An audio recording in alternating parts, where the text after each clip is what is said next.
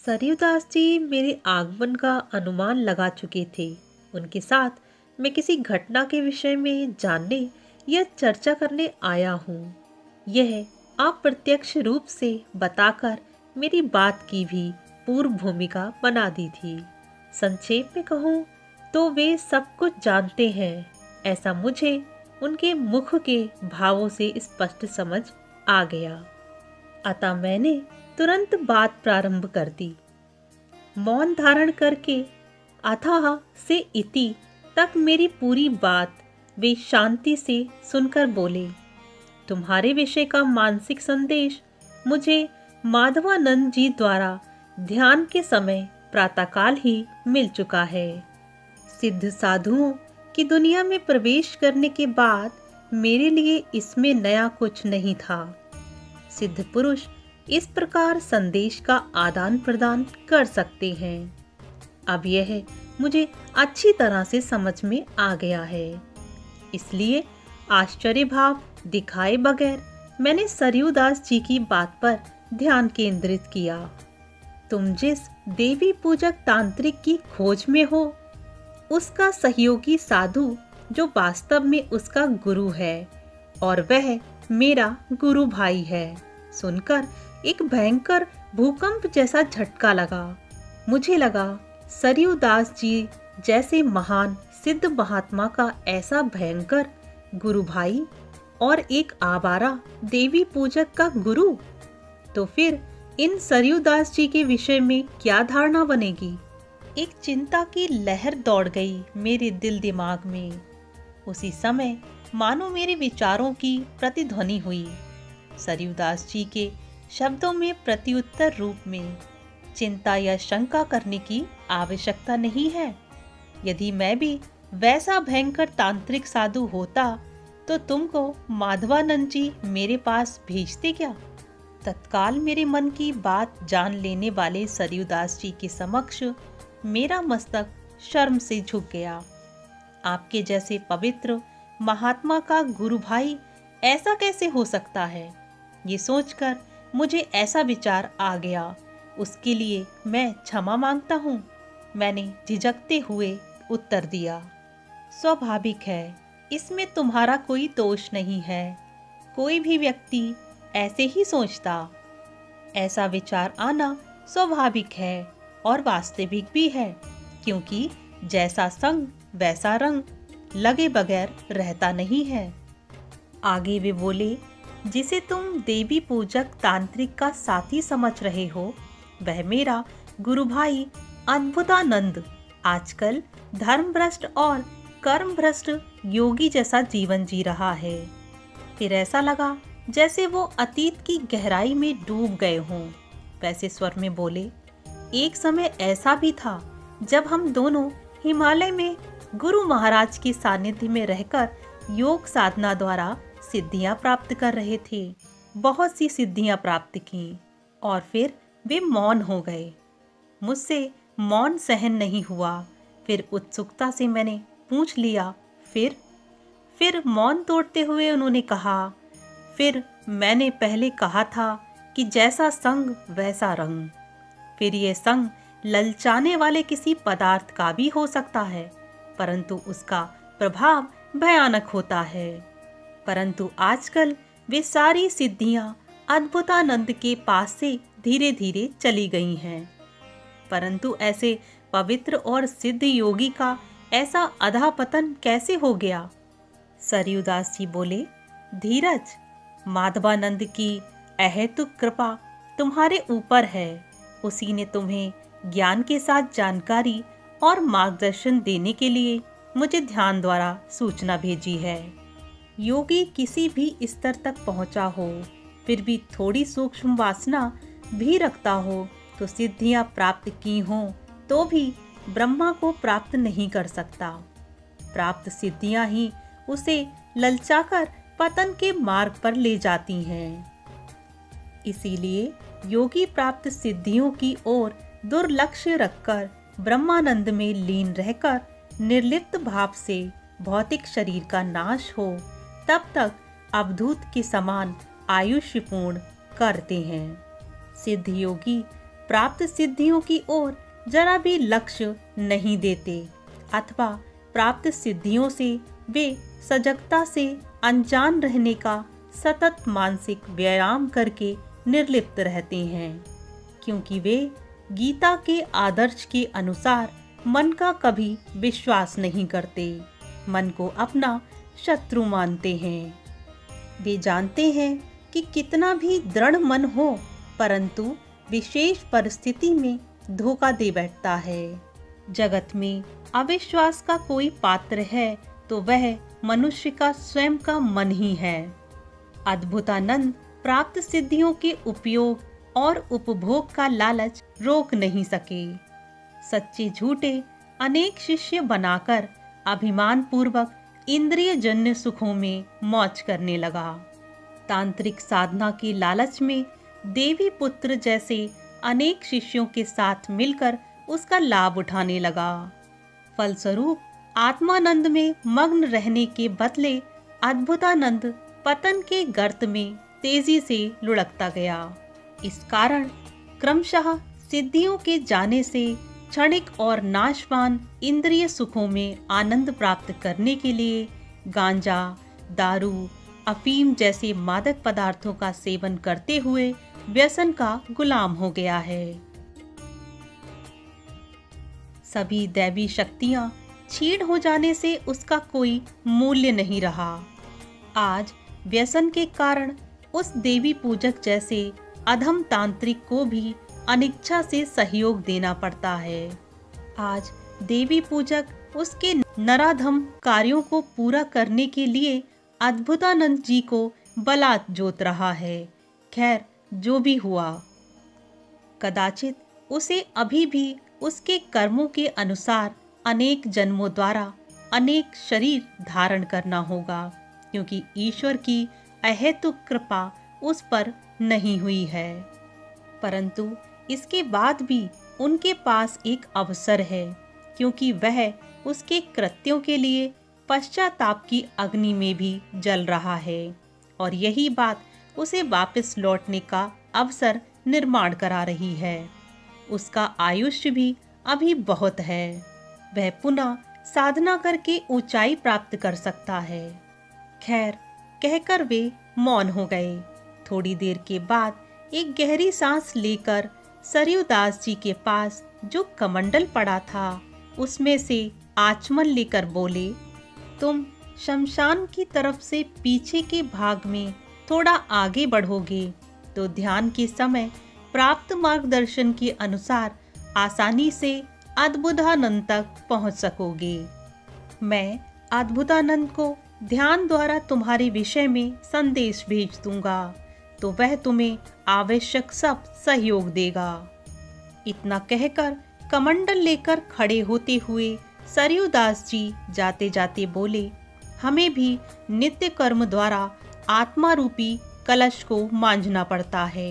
भले वह लोटा स्वर्ण का हो तो भी प्रमाद नहीं करना चाहिए, निरंतर सावधान रहना चाहिए।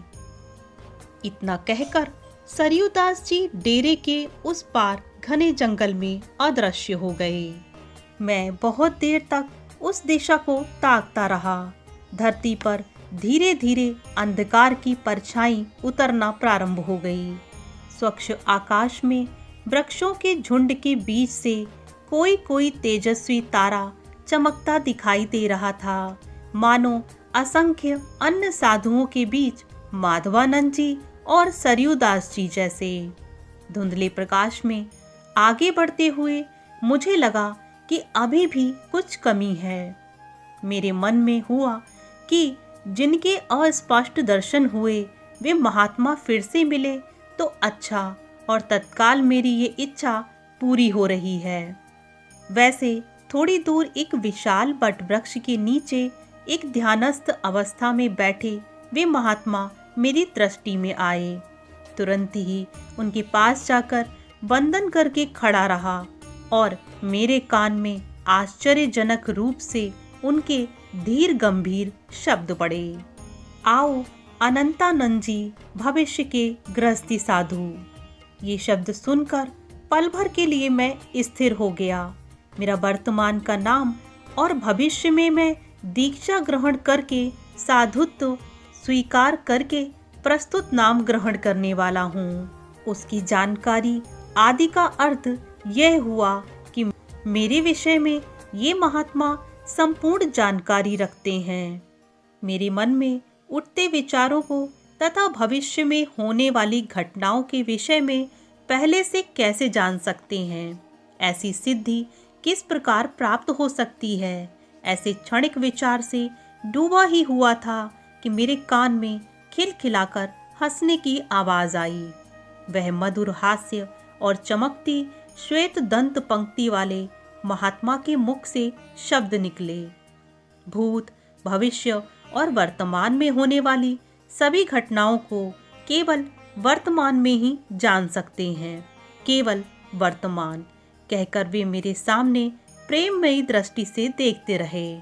उनका तात्पर्य मैं समझ नहीं सका। दोनों हाथ जोड़कर नम्रता से कहा, मैं आपके कथन का भावार्थ समझ नहीं सका, कृपा करके आप समझाओ। बहुत कठिन बात, महात्मा ने मुझे समझाते हुए कहा। फिर भी दृढ़तापूर्वक प्रयत्न किया जाए तो सरल। तुम्हारे समक्ष हर पल वर्तमान ही खड़ा है। एकाग्र होकर भूत भविष्य को भूलकर वर्तमान में गुजर रहे क्षण क्षण को आत्मसात करो। मन को केवल पूर्ण वर्तमान क्षणों पर ही सतत लगाए रखो। वर्तमान पर ही ध्यान केंद्रित करो। इससे तुम निर्विकल्प समाधिवस्था में सदा स्थिर रहकर समग्र ब्रह्मांड के साथ एक रूपता साध सकोगे। ब्रह्मांड के साथ सद रही यह एक रूपता तुम्हें समग्र ब्रह्मांड का ज्ञान अपने आप करवाएगी। मन के अंदर ही सभी शक्तियां स्थित हैं।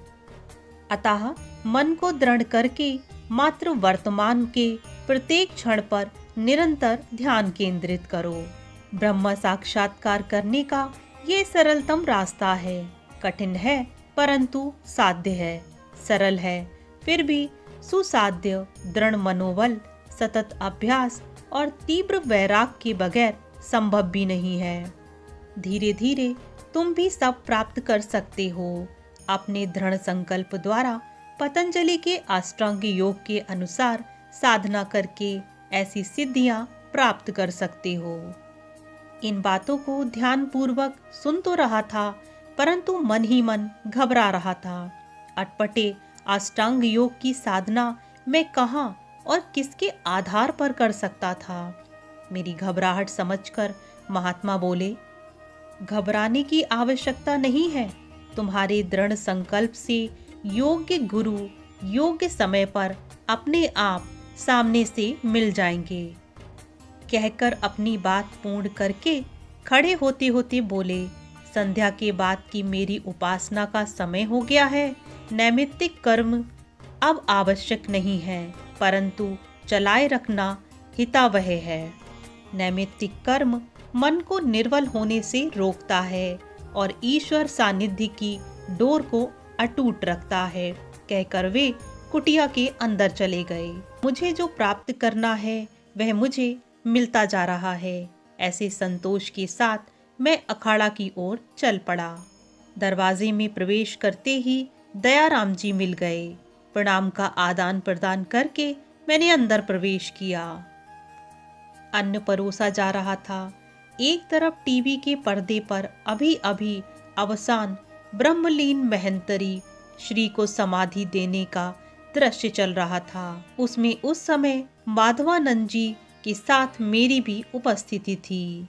मरणोत्तर चलने वाली क्रियाएं और रीति रिवाज विधि विधान चल रहे थे, जिनके नाम के पीछे गिरी पुरी लगाया जाता है।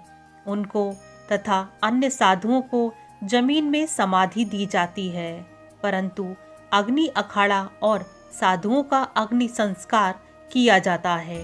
जनेऊ धारण करने वाले इन साधु ब्रह्मचारी और सन्यासी के दो विभाग हैं। दीक्षा ग्रहण करने वाले व्यक्ति का जब मुंडन करवाया जाता है तब वह ऊर्ध्वरेतस ब्रह्मचारी ही होना चाहिए, अर्थात विवाह करके समागम या असंयम का कोई कारण नहीं होना चाहिए। अंदर आकर दयानंद जी के पास आसन पर बैठ गया। क्या कर रहा है मेरा भतीजा माधवानंद? ध्यान रखना, तुम्हें बखेड़ा करके पक्का साधु बना दे, कहकर दयानंद जी ने मेरी पीठ पर प्रेम से धौल मारी। जैसा संग वैसा रंग, तुम अवश्य सफल होगे, कहकर मुझे बादाम पिस्ता का प्रसाद दिया। विधिवत प्रणाम करके 10 रुपए उनके चरणों में रखकर मैं वहां से चल पड़ा। स्थान पर आने से पता चला कि माधवानंद भी वापस आ गए हैं। फिर मैं सीधे अपने कमरे में जाकर तरोताजा होकर नीचे बापू के पास आया। माधवानंद जी अकेले बैठे हुए थे।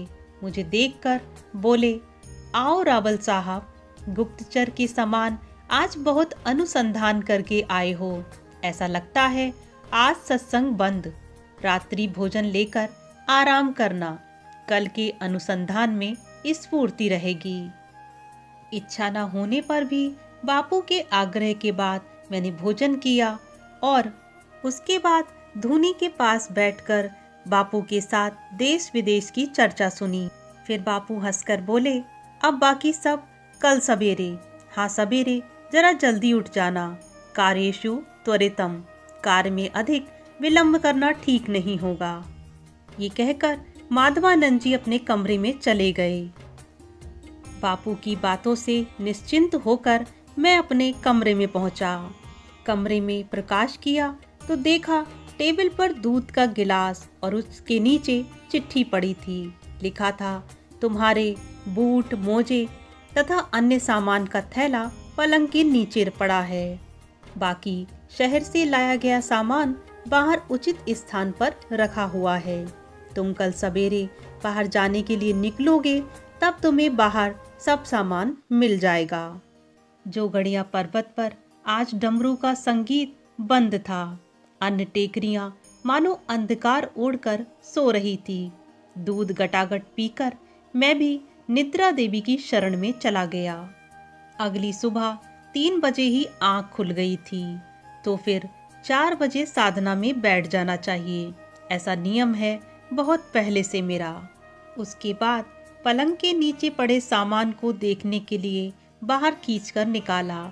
उसमें बूट मोजे तथा आवश्यक वस्तुएं जैसे तिल और मूंगफली की चिक्की के 4 पैकेट पर मेरी नजर पड़ी। नीचे जाकर नित्य कर्म से निपटकर रसोई घर की ओर चाय के लिए बढ़ा। चाय पी ताजगी आ गई। वहां दूर से सभी को ओम नमो नारायण कहकर मैं फिर कक्ष में आ गया। आसन तैयार करके उपासना प्रारंभ की। आज भी ध्यान करते हुए मैं जागृत हुआ, परंतु आज सत्व गुण बना रहा। तभी मैं दान बापू के कमरे के पास से गुजरा तो दान बापू गीता के 3 अध्याय का पाठ कर रहे थे। उनके शब्द मेरे कानों में पड़े। अर्जुन बोला, हे जनार्दन, यदि तुम कर्म से बुद्धि को श्रेष्ठ मानते हो तो हे केशव, तुम मेरे घोर कर्म के विषय में क्यों प्रेरित कर रहे हो? भगवान बोले, हे अर्जुन, कर्म का प्रारंभ न करने से मनुष्य नैष कर्म को प्राप्त नहीं होता और कर्म के केवल बाह्य त्याग से वह मोक्ष भी प्राप्त नहीं कर सकता। इसलिए हे अर्जुन, जो पुरुष मन से इंद्रियों को वश में करके अनासक्त हुआ समस्त इंद्रियों द्वारा कर्म योग का आचरण करता है, वही श्रेष्ठ है। इसलिए कर्म न करने में भी तेरी आसक्ति नहीं होनी चाहिए। समाधान मिलने के संतोष के साथ प्रातः आरती का लाभ लेने के लिए मैंने मंदिर में प्रवेश किया। आरती के बाद गर्मा गर्म चाय और उकाला पी लिया। जरूरी सामान का थैला लेकर मैं माधवानंद जी के पास गया। वे बोले, वाह रावल साहब, सशक्त योद्धा के समान सज्ज होकर निकल पड़े। मैंने कहा, जी हाँ, आपके ही शब्द, कृपा हो गुरु महाराज की। हाँ अवश्य, तुम्हारे पर स्वयं कृपा ही खड़ी खड़ी कान हिलाएगी, परंतु इतना याद रखना। गंभीरता से बापू आगे बोले, तुम ब्राह्मण हो और ब्राह्मण अर्थात ऋषि मुनियों की और आताताइयों और भटके अज्ञानियों के सामने लड़ने की पद्धति क्षत्रियों से भिन्न प्रकार की होती है। ब्राह्मण और क्षत्रियों के नियमानुसार धर्मयुक्त कर्मों में बहुत अंतर होता है। अधर्म के सामने धर्म, हिंसा के सामने अहिंसा, क्रूरता के सामने दया, वैर प्रतिशोध के सामने क्षमा, इतने ब्राह्मणों के आताताइयों का सामना करने के शस्त्र हैं। फिर आगे बोले, तुम्हारा शुभ कार्य विचारधारा अनुसार पूर्ण होगा, ऐसी मेरी शुभेच्छा है। शुभम भव, प्रस्थान। इतना कहकर वे ध्यान मग्न हो गए। गंभीर, शांत, प्रफुल्लता से छलकते हृदय के साथ मोटर बाइक पर सवार होकर मैं निकला ही था, तभी थोड़ी दूर पर खड़े छात्र अशोक ने मुझे हाथ के संकेत से रोका और धीरे से कहा, ये बाकी का सामान। मैं कॉलेज जा रहा था तो दान बापू ने मुझे ये सामान आपको देने को कहा, कहकर अशोक आगे बढ़ गया। मैं भी आगे बढ़ गया। शमशान के दरवाजे के बाहर रोड पर मैंने गाड़ी खड़ी कर दी। फिर एक परिचित दुकानदार को गाड़ी सौंपकर चाबी जेब में रख दी। सामान के साथ पैदल चलते चलते मैंने शमशान की सीमा पार कर ली। सामने काले मोटे पत्थरों वाली कालवा नदी बह रही थी। सामने के तट से ऊंचे टेकरों की हार माला प्रारंभ होती है।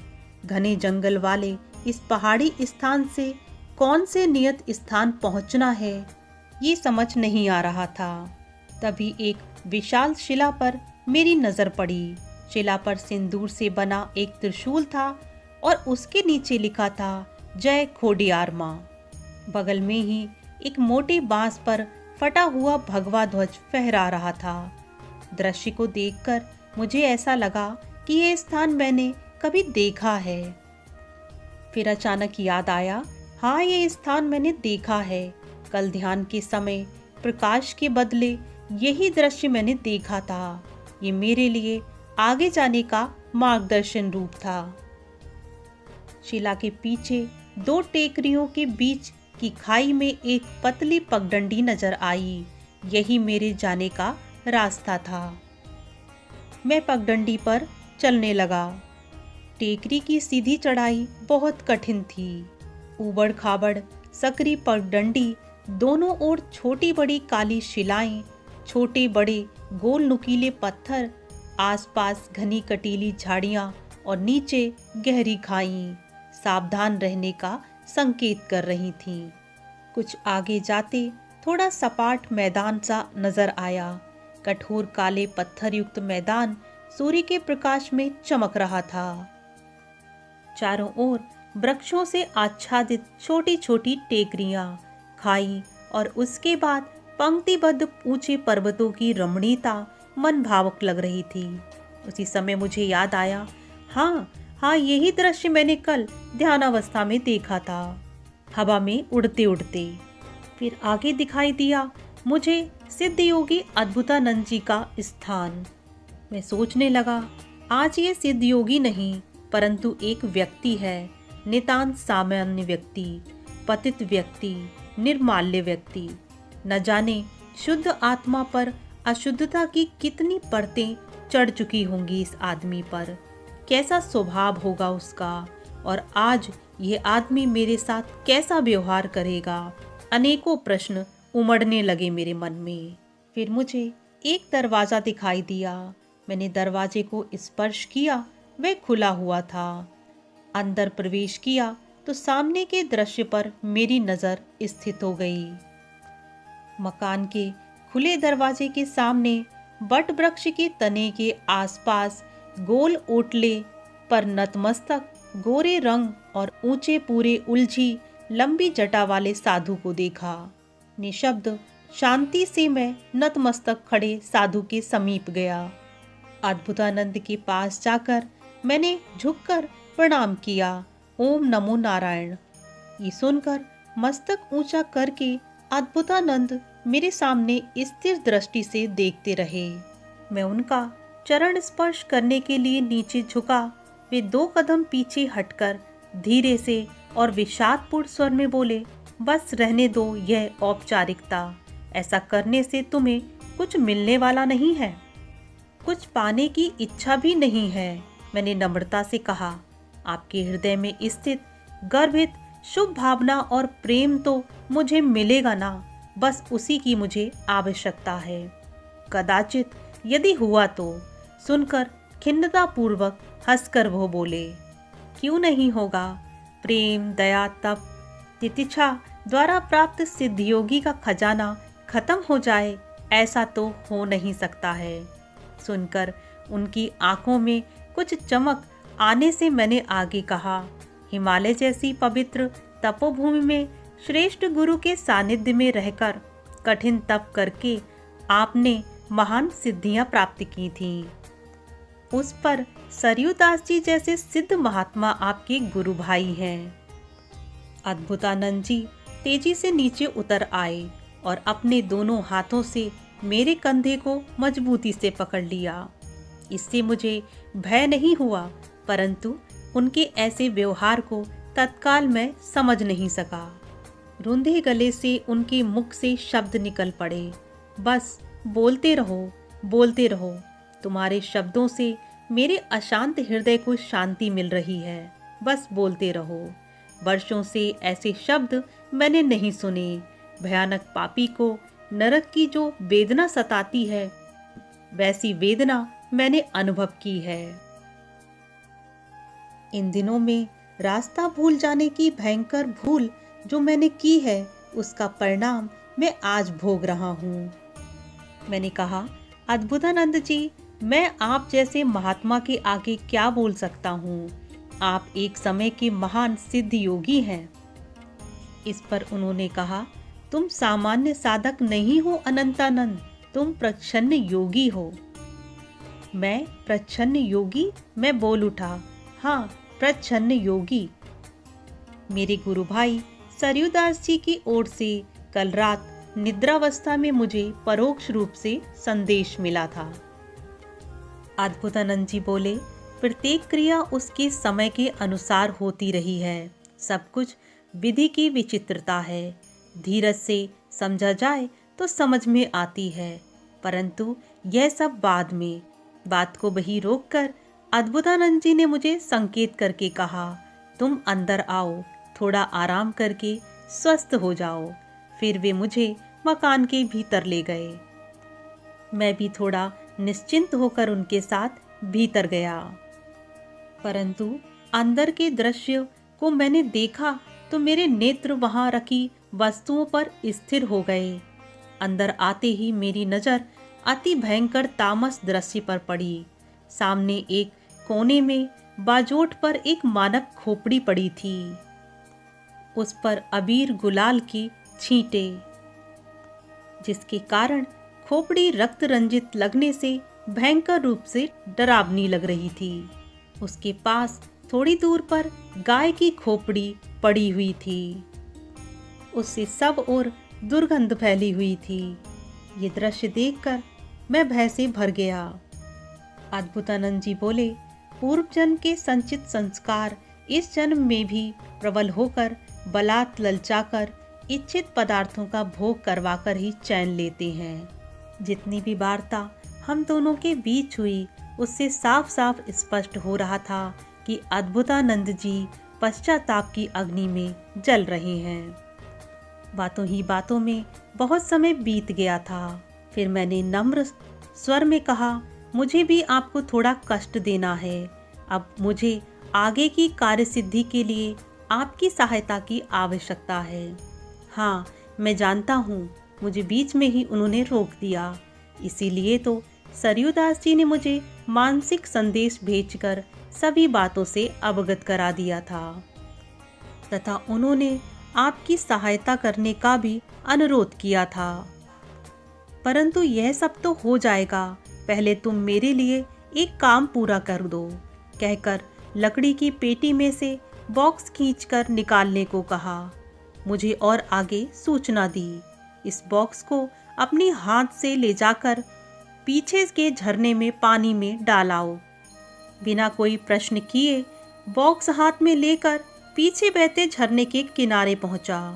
मेरे मन में जिज्ञासा हुई कि बॉक्स का ढक्कन जरा खोल कर तो देखूं, तो अंदर से गांजे और चरस की तीव्र गंध आई। अनेक प्रश्नों के साथ मैं अंदर पहुंचा तो उन्होंने मुझसे कहा, तुम्हें लगा होगा कि पुराने व्यसन की लत के कारण ललचा जाने के डर से मैंने तुम्हें ये काम सौंपा होगा। सच बात है ना? वाह सुंदर! अद्भुतानंद जी, विचारों को जान लेने की सिद्धि तो अब आप में भी विद्यमान है। वे खिलखिलाकर हंस पड़े, बोले, इसमें सिद्धि जैसा कुछ भी नहीं, ये ज्ञान के नीचे की सीढ़ी मनोविज्ञान है। फिर वो बोले, अब तुम्हारी इच्छानुसार विशेष बात, मूल बात पर आकर अद्भुतानंद जी ने कहा, जिसे तुम तांत्रिक देवी पूजक कहते हो, उसका असली नाम सकुरियो है। मेरे पास तांत्रिक विद्या का मार्गदर्शन लेकर साधु रूप धारण करके स्वयं को सुकुरानंद बताने लगा है। बालक का अपहरण उसी ने किया है, ये सत्य है। काल भैरव को नरवली चढ़ाकर वह भयंकर मारण और वशीकरण की विद्या सिद्ध करना चाहता है। इसके लिए उसने सभी पूर्व तैयारी करके रखी है। कल ही सुकुरानंद खोपड़ी लेने मेरे पास आया था, परंतु योगा नियोग तब देने को मैंने मना कर दिया था और आज स्वयं वहां पहुंचाने का मैंने वचन दिया है। अब ये काम मेरे बदले तुम करोगे। ईश्वर जो करता है अच्छे के लिए ही करता है। यदि खोपड़ी कल उसे मिल गई होती तो आज निश्चित ही बालक की बलि दे दी जाती। ये सुनकर मेरे शरीर में कपकपी छा गई। अब तुम्हें विशेष ध्यान रखना है कि सुकुरानंद को विद्या तो सिद्ध है, सबसे पहले उसका प्रयोग वह तुम पर करेगा, परंतु तुम्हारे अंतर्गत स्थित शक्तियां तुम्हारे दृढ़ मनोबल के कारण तुम्हें विचलित नहीं कर सकेगा। बस जल्दबाजी में कोई ऐसा कदम मत उठाना, नहीं तो अचानक आक्रामक होकर बालक का वध करने में भी वह नहीं चूकेगा। धीरज धारण करके परिस्थिति के अनुसार कार्य करना। बहुत सिफारिश की तुम्हें आवश्यकता नहीं है, क्योंकि गर्भित रूप में तुम्हारे अंदर बहुत सी शक्तियां पड़ी हैं। फिर नरबली की विधि के समय कैसे बालक की रक्षा करके सकुरानंद के प्रयोग को निष्फल बनाना, उसके विषय में मुझे विस्तार से सब कुछ बता दिया। फिर वो बोले, तुम कहे अनुसार सब शांति से करना, बस फिर भक्ष्यवली न मिलने से भैरव क्रोध करके सकुरानंद का भोग लेने की कोशिश करेंगे या चोट पहुंचाएंगे। जो भी हो, परंतु बालक को बचाने का तुम्हारा कार्य पूर्ण होगा। रात को 12 बजे के बाद यह प्रयोग होगा, इसलिए चिंता की कोई बात नहीं है। वहां पहुंचने का स्थान अधिक दूर नहीं है। मैं दिशा सूचक नक्शा बना देता हूँ। नक्शा मैंने उनसे ले लिया। फिर उन्होंने मुझसे कुछ भोजन ग्रहण करने को कहा। मैंने कहा कि मेरे पास सभी उपयुक्त सामग्री है। मैंने भोजन किया और अपने हाथ धो लिए। फिर उन्होंने खूंटी से लटकती झोली में से एक माला निकालकर मुझे दी और कहा, यह अकीक और रुद्राक्ष के मनकों की माला है। मैं तुम्हें प्रसादी रूप में देता हूँ, जिससे तुम्हें अपने गुरु स्वयं ही मिल जाएंगे। ऐसी योग्यता तुम्हें प्राप्त होती रहेगी। फिर हिमालय की एक उत्तम जड़ी बूटी, जिसे उन्होंने अभिमंत्रित करके सिद्ध किया था, वो भी मुझे दे दी और बताया कि इसके स्पर्श से किसी भी जाति के सर्प का जहर क्षण भर में उतर जाता है। रोगी को इसका स्पर्श करा देने से उसकी रोग प्रतिरोधक शक्ति बढ़ जाती है। मैंने दोनों चीजों को मस्तक से स्पर्श कराया और अपने थैले में रख ली। मुझे लगा कि अब मुझे आगे प्रस्थान करना चाहिए। मैंने उनकी आज्ञा लेते हुए दोनों हाथों से उन्हें चरण स्पर्श किया। उन्होंने आशीर्वाद दिया और बोले, मेरी शुभेच्छा तुम्हारे साथ है। मैं भी इन सब अपवित्र वस्तुओं को आग में जला दूंगा।